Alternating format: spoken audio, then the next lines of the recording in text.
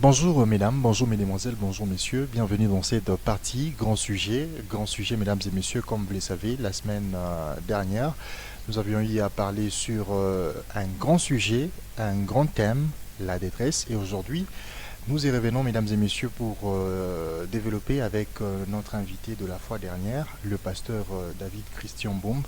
C'est donc notre invité de cette partie grand sujet. De partout, vous êtes en train de nous regarder. Bienvenue dans cette partie. Alors, je suis en train de dire bonjour au pasteur David Mbumba. Bonjour, merci beaucoup papa pour m'avoir donné pour que nous puissions partager et encourager le peuple de Dieu. Je sens que vous allez bien et la santé de l'Église va également bien. Oui, oui, oui, oui, tout va bien, Dieu nous soutient et puis Dieu nous fait grâce. On est là, c'est pourquoi vous nous avez trouvés. Alors, mesdames et messieurs, aujourd'hui, nous allons devoir parler du troisième point sur les agents causals de la détresse. L'autre fois, nous vous avons dit, donc le pasteur a développé les trois points, les agents causals justement. Il y a l'homme, il y a Dieu et Satan. Mais la fois passée, il a eu juste à parler un peu en profondeur sur le premier point concernant l'homme. Et aujourd'hui, nous allons développer les trois points, c'est-à-dire l'homme, Satan et Dieu comme étant les agents causals de la détresse. Pasteur, nous allons commencer avec le premier point. Comme vous avez dit l'autre fois, l'homme. Comment est-ce que l'homme peut être agent causal de sa propre détresse? L'homme est agent causal de sa propre détresse dans la manière où l'homme ne se comporte pas bien vis-à-vis des choses du monde. Donc, je crois que si nous voulons encore aujourd'hui approfondir sur l'homme, nous risquons de prendre le temps parce que j'ai voulu qu'on parle aussi de Dieu, surtout, et aussi un peu du diable parce que je ne suis pas un prédicateur du diable. Alors, nous avions dit tout simplement que si l'homme ne se comporte pas bien, il peut se causer beaucoup de problèmes. Donc, si l'homme ne sait pas gérer sa vie, il est à la base. Et le plus grand point que nous avions dit là-bas, si vous savez que vous êtes vous-même l'agent causal de votre détresse, il y a des choses pour que ça se résolve, il faut que vous arrangez. Là où il faut arranger, vous arrangez. Ne prenez pas, je crois que j'avais dit la fois passée, ne prenez pas la place de la prière et la place de là où vous devez vous repentir, bien vous arranger, vous mettez la prière. Ça, c'est une erreur grave.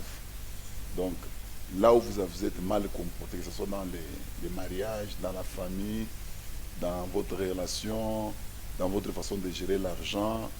Donc, c'est question de vous amender. Si vous vous amendez, avant de prier, il faut d'abord s'amender. Même la prière doit être orientée de manière à ce que Dieu puisse vous donner un cœur d'amendement, un cœur qui peut vous aider à changer. Alors, à ce moment-là, l'homme, il peut changer la situation. Donc, ça, c'est très important. L'homme, je l'avais dit l'autre fois, je ne vais pas entrer en profondeur.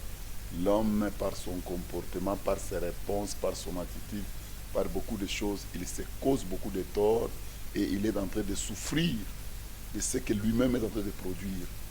Là, tu dois arranger. Tu dois arranger. Tu as mal marché. Tu as fait des choses. Tu n'as pas bien géré ton argent. Tu as un petit salaire, mais tu as des dettes partout. Bon, quand il y a à la barrière ou bien à la porte les créanciers qui viennent, ça ne va pas te donner la paix dans le cœur. Tu auras des problèmes. Il faut seulement prochainement se dire, j'ai un petit salaire, je prends les choses selon la mesure de mon salaire. Mais si vous prenez les choses, donc vous voulez avoir beaucoup de choses à la fois, beaucoup d'habits, beaucoup de bijoux, beaucoup de choses de la maison, et vous prenez les choses, et puis les choses qu'on donne à crédit, parfois ce sont des choses qu'on augmente les prix. C'est lui qui te donne, en donnant les crédits, il te donne en suppliant. Mais en venant chercher son argent, il vient comme un lion. Alors ça va vous choquer dans le cœur. C'est pourquoi aujourd'hui il y a beaucoup de maladies qui est en train de se faire voir. Ça devient comme une vie, comme la maladie de tension, AVC, beaucoup de choses. C'est parce que le cœur de l'homme n'est pas bien géré. Et quand vous voyez à la source, l'homme lui-même est à la base. Voilà, en grosso modo, pour l'homme. comme je l'avais parlé autrefois.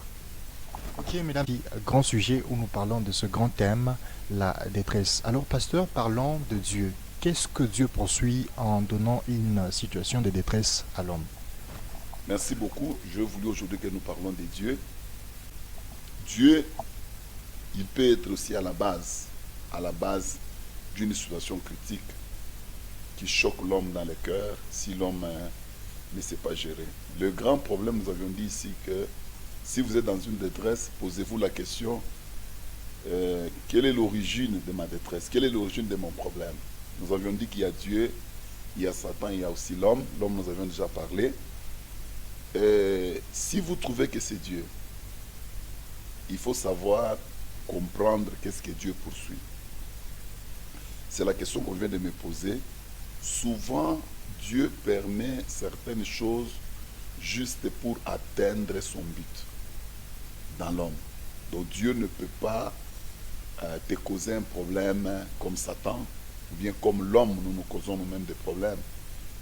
Pour Dieu, c'est pour poursuivre un but, pour réaliser son plan dans la vie de l'homme. Et surtout, dans la perfection du caractère, Dieu utilise des problèmes. Beaucoup de gens ont changé de caractère, beaucoup de gens se sont amendés parce que Dieu a utilisé la méthode des problèmes pour les ramener d'un caractère à un autre caractère. C'est-à-dire, il y a beaucoup de gens aujourd'hui que nous apprécions. Nous apprécions, ils sont devenus des modèles et ils ont un caractère à désirer ou bien à envier. Quand vous suivez, ils n'étaient pas nés comme ça. Ce sont des problèmes qui les ont perfectionnés. Donc Dieu a utilisé les problèmes. Donc Dieu poursuit cela pour que nous puissions être de vases d'honneur entre ses mains. Parce que, vous savez mon frère, Dieu nous envoie en mission. Tout chrétien est missionnaire. Tout chrétien, même si vous allez rencontrer une seule personne, c'est ce que les gens ne savent pas. Même si vous allez rencontrer une personne, l'évangile, ce n'est pas ce que nous disions. L'évangile, c'est ce que nous vivons. Donc, dès que vous arrivez dans la vie, donc dans la maison, que ce soit au travail, vous vous appelez chrétien, votre vie commence à être observée par les autres. Et les gens ne vous suivent pas parce que vous parlez que vous venez d'une église ou bien vous êtes chrétien. Les gens vous suivent en regardant votre vie. Maintenant, comment Dieu peut perfectionner la vie? Il y a des choses qui nous arrivent qui ne sont pas bien, mais ces choses nous obligent à devenir des hommes et des femmes parfaits. Alors là, l'évangélisation passe bien. Alors, c'est un travail que Dieu fait, que les gens ne savent pas. Alors, ce que je peux dire, c'est quoi? Souvent, nous les chrétiens, nous devons comprendre. Si tu te trouves dans un problème, il faut se poser la question, si c'est Dieu, ou bien parce que tous les problèmes qui nous arrivent, Dieu est toujours derrière. Si Dieu permet ces problèmes, qu'est-ce qu'il poursuit? Voilà. Donc, en bref, souvent, derrière chaque problème que Dieu nous amène, il y a une occasion de bénédiction, une occasion d'élévation, une opportunité cachée. C'est ça. Ok, mesdames et messieurs, nous sommes toujours en train de thème sur la détresse. Vous êtes branchés sur Canal de Vie Télévision dans cette partie consacrée au grand sujet. Alors, pasteur David, s'il faut parler de Satan, comment est-ce que Satan et qu'est-ce qu'il poursuit en donnant une situation de détresse à une personne? Là, je vais faire la différence entre quand l'homme est agent causal. Donc l'homme, quand il est agent causal de sa propre détresse, l'homme, il agit parfois par ignorance, sans connaître les conséquences. Je réponds, je mène une vie sans connaître ce que la vie va me produire. Et quand la vie va me produire quelque chose, je serai surpris. Est-ce que ce que j'avais fait, voilà ce que ça vient de me produire. Mais pour Satan, Satan fait des choses par programme. C'est-à-dire, il vient dans la vie, même si tu es ignorant ou soit tu connais quelque chose, lui, le problème de Satan, c'est embrouiller la vie d'un homme. Tu sois chrétien ou pas, Satan va te causer toujours des problèmes. Donc même si tu t'arranges, quand je suis en train de parler maintenant, là, je dis, il faut t'amender, il faut faire ceci ou cela. Tu peux t'amender. Ça, c'est toi et ton Dieu. Mais Satan, lui, il cherchera toujours un côté faible pour te créer des problèmes. Donc, le problème de Satan, c'est nous déranger. Il veut déranger la paix des gens. Donc, vous êtes dans les mariages. Il va toujours chercher à créer un problème pour que la tranquillité, le calme partent. Satan, c'est comme ça. Vous êtes dans votre travail, vous êtes dans votre business. Lui, il va chercher toujours les problèmes. Donc là, c'est Satan, lui, il cherche que l'homme soit troublé, l'homme soit embrouillé, qu'il manque le sommeil, qu'il manque l'appétit, qu'il manque la joie. C'est ça le diable. C'est ça le diable. Donc, pour le diable, c'est permanent. C'est permanent, c'est la jalousie, il n'aime pas que les témoignages soient solides de quelqu'un, que vous vivez dans la paix. Lui, il veut toujours contredire la vie que Dieu nous donne. C'est ça, Satan. Merci, pasteur. Pasteur, quand est-ce qu'on parle d'une tentation et quand est-ce qu'on parle d'une épreuve dans des situations de détresse? On parle tantôt de tentation, autrefois on parle de épreuves. Alors, quand est-ce qu'on peut parler des tentations et quand est-ce qu'on peut parler des épreuves dans une situation de détresse? La tentation, c'est un mot français, tenter. Donc on veut vous pousser à faire quelque chose. On veut vous pousser à un mal. Donc c'est ça le diable. Derrière la tentation, il y a Satan qui cherche à ce que l'homme puisse faire quelque chose qui n'est pas bien pour les séparer de Dieu. C'est ça la tentation. Mais l'épreuve, c'est comme nous venons de le dire, comme tu viens de le dire là, l'épreuve c'est comme un examen.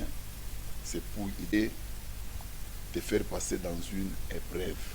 Juste pour, comment dire, examiner ou bien tester le niveau de la foi. Nous pouvons parler à Dieu, Seigneur, nous t'aimons, Seigneur, nous allons te servir. Il y a des choses qui peuvent venir tester ce que nous disons. Et dans l'épreuve, dès que tu réussis, tu te vois promis spirituellement, tu te vois promis dans les choses. Mais dans la tentation, c'est juste pour que tu puisses saboter ta relation avec Dieu. Alors, je voudrais que nous rentrions sur qu'est-ce que Dieu poursuit dans les épreuves.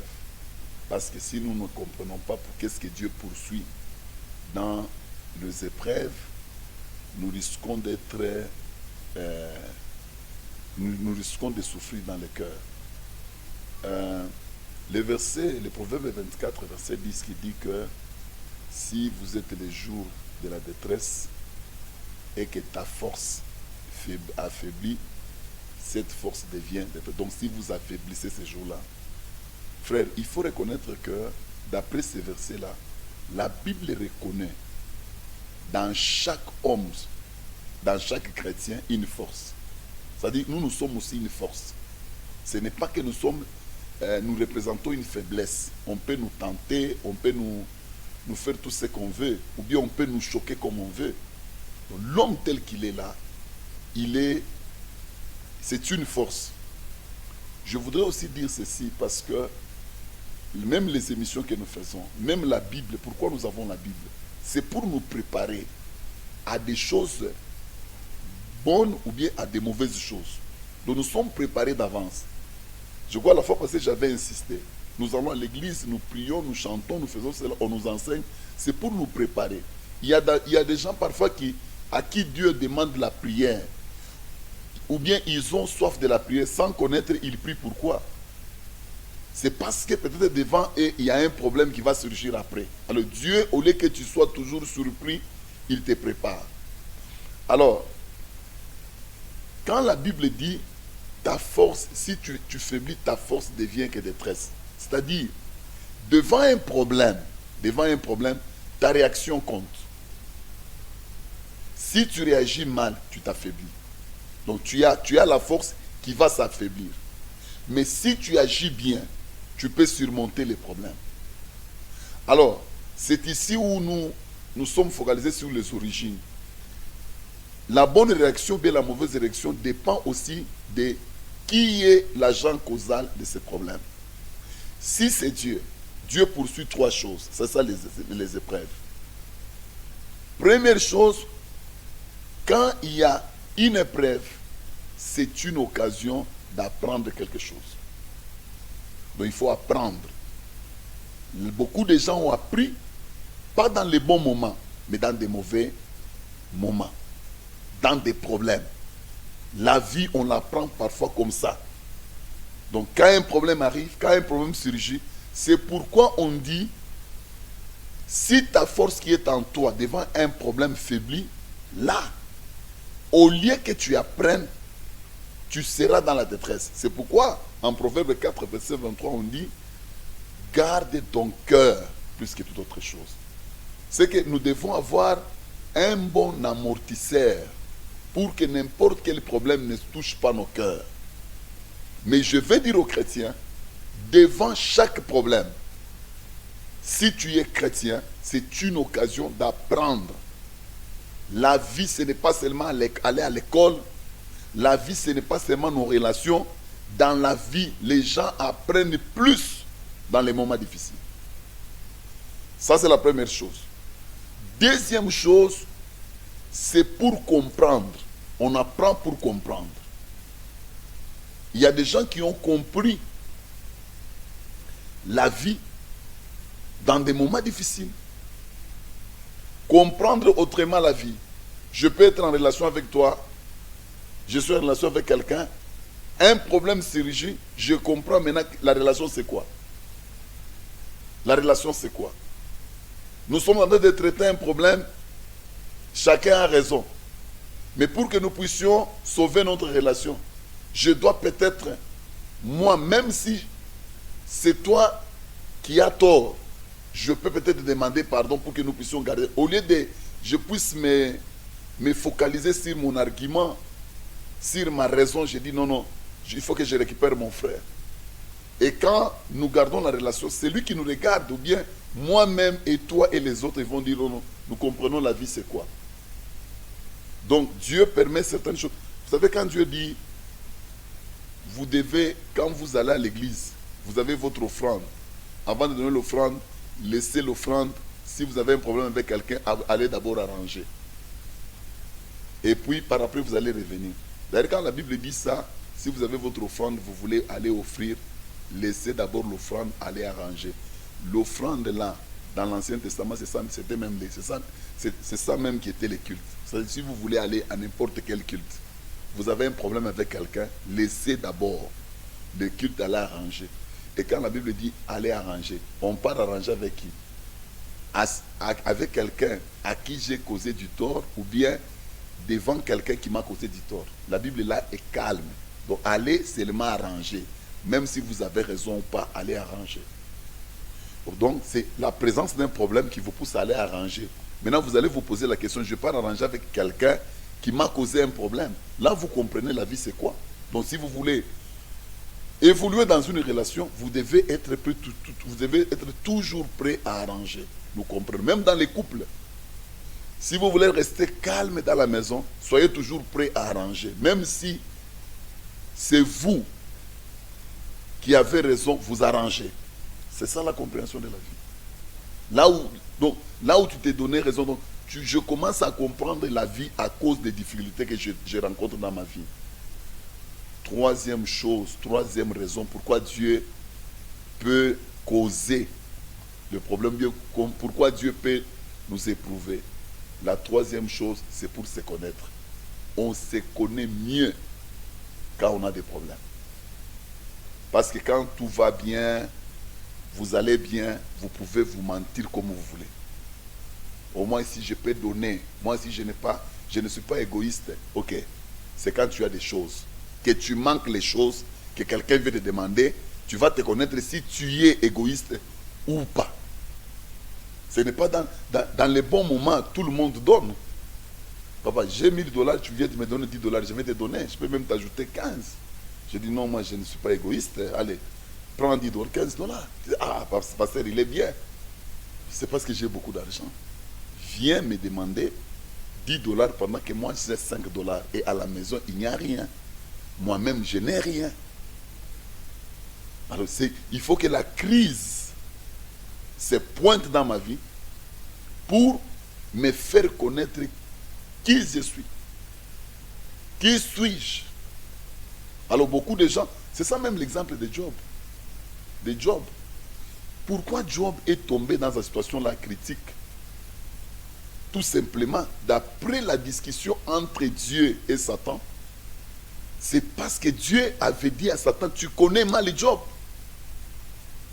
Satan lui dit, non, non, non, non, tu l'as beaucoup favorisé.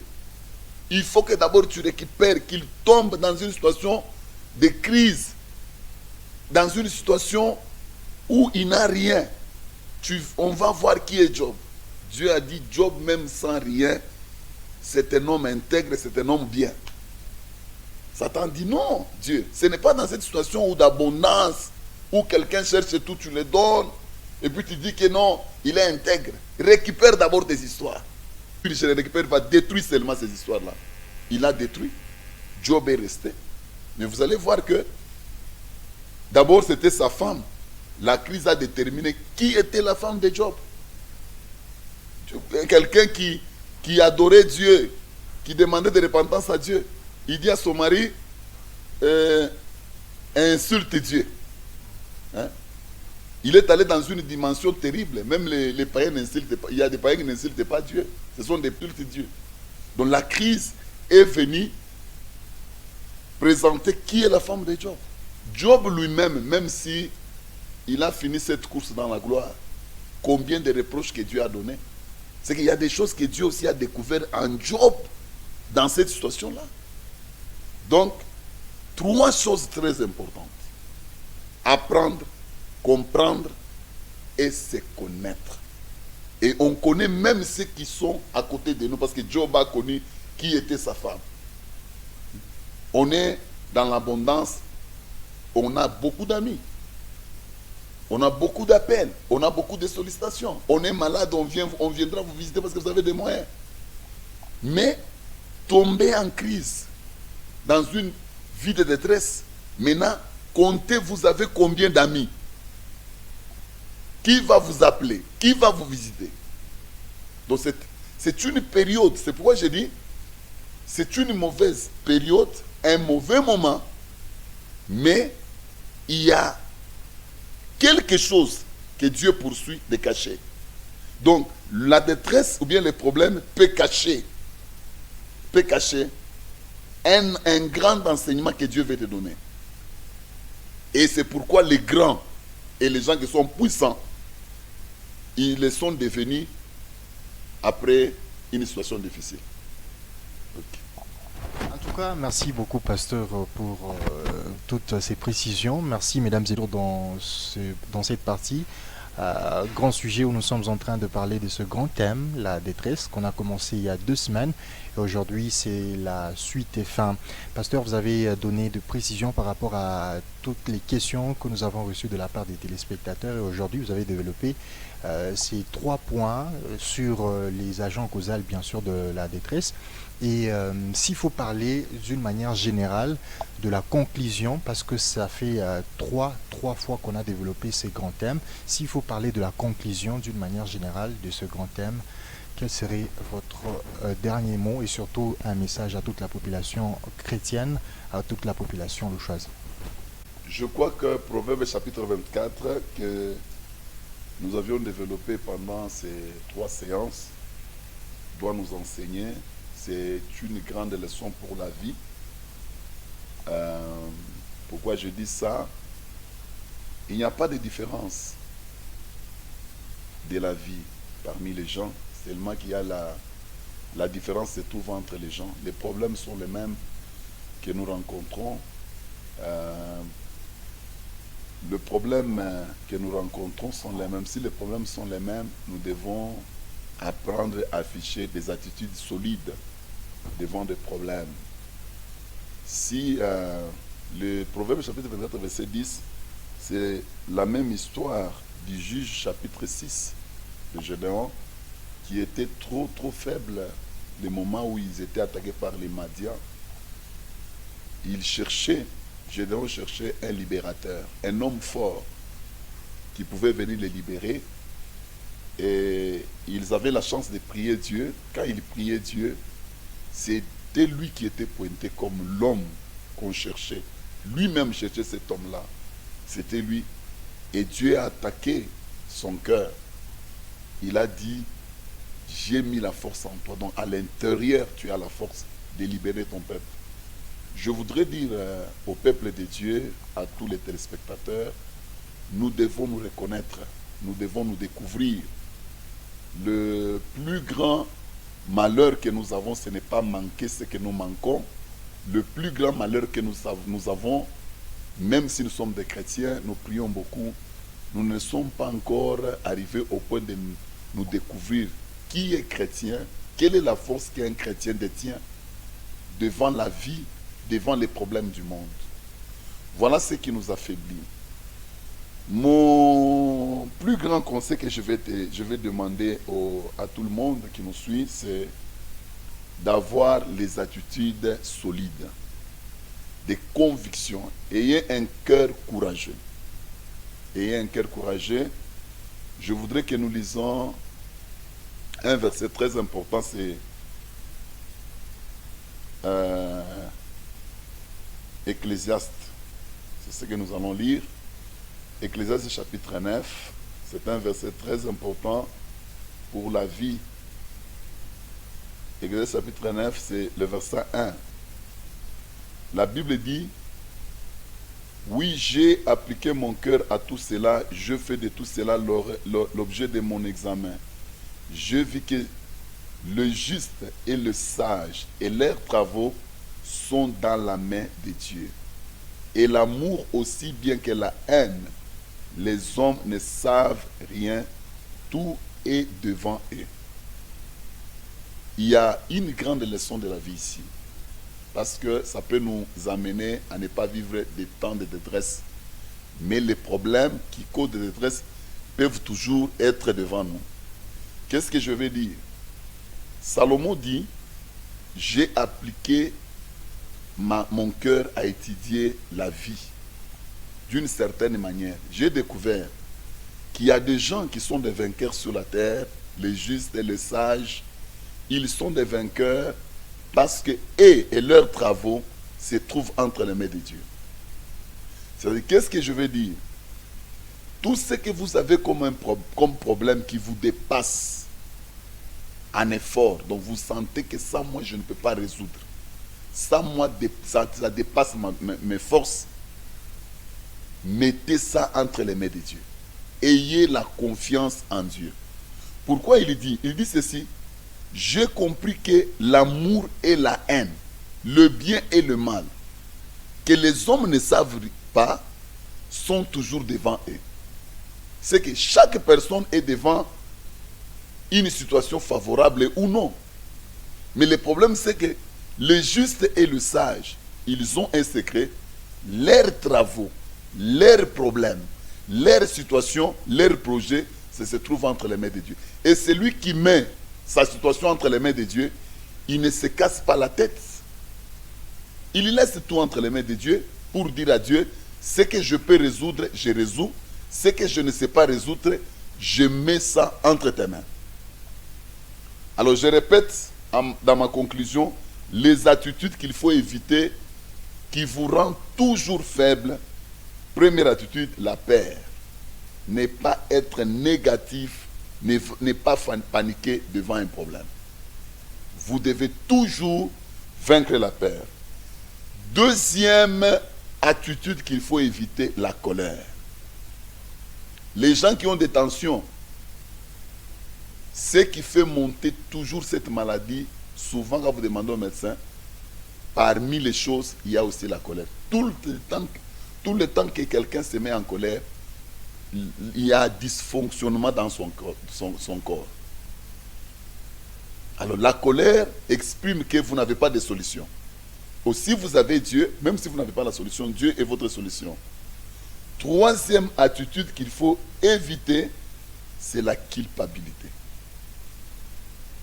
Nous avons toujours la possibilité d'arranger, même si nous avons causé quelque chose de mal à notre vie. Si moi-même je suis agent causal de mes problèmes, je ne peux pas rester longtemps en train de me culpabiliser. Je dois m'agenouiller, demander pardon à Dieu pour que Dieu répare la situation que moi-même je suis à la base.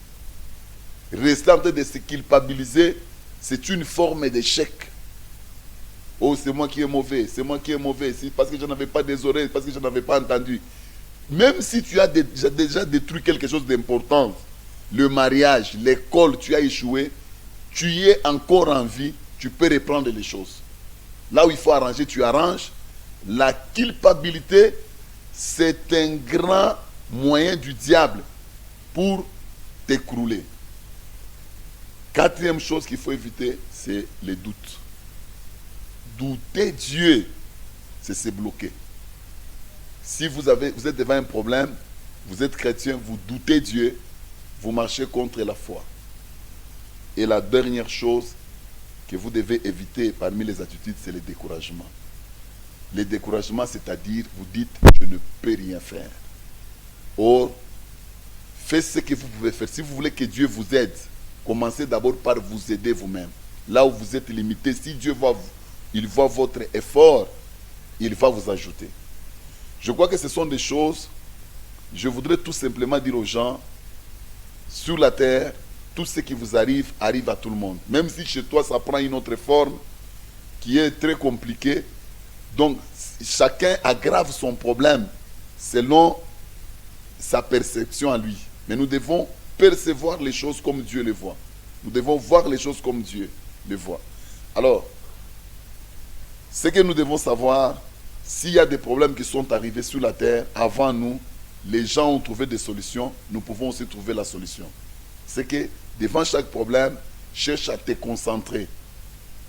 Concentre-toi dans la prière, mets confiance en Dieu, prie Dieu, parle à Dieu, sois positif. Même si Dieu n'a pas encore résolu, sors, fais autre chose, tu as déjà parlé à Dieu. Il ne faut pas prendre les choses qui vous dépassent la force, vous mettez ça dans le cœur. Ce sont des maladies que vous vous provoquez. Là où vous vous sentez que vous êtes faible, laissez Dieu faire. Dites à Dieu, je te fais confiance. Je te fais confiance. La Bible, elle est là pour nous montrer qu'il y a des gens comme nous, qui ont vécu comme nous.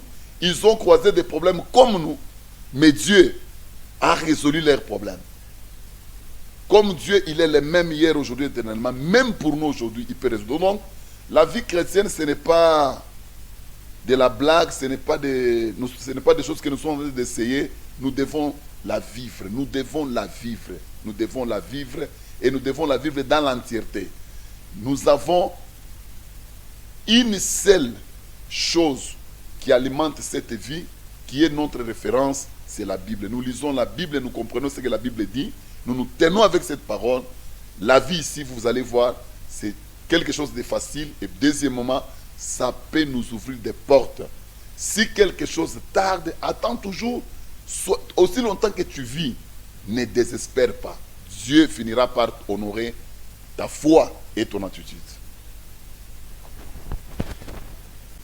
Ça aura été la fin de ce grand thème qu'on a eu à développer pendant 3 semaines, la détresse, thème qui a été développé par le pasteur David Mbombe. Aujourd'hui, c'est donc la dernière partie. Alors, nous sommes en train de dire merci, grand merci, pasteur, pour ce grand thème. Merci à Canal de Vie, notre chaîne de télévision et radio. Merci à tous les serviteurs, même les leaders qui conduisent cette chaîne. Nous disons merci à tous les téléspectateurs parce que je crois que c'est un grand moyen pour évangéliser le monde et atteindre les gens que nous ne pouvons pas atteindre par nos églises. Nous disons vraiment merci et nous déclarons toutes les bénédictions à tous les frères et sœurs qui travaillent à cette chaîne. Amen. Le plateau pour la continuité de cette tranche d'animation Canal Vie matinale.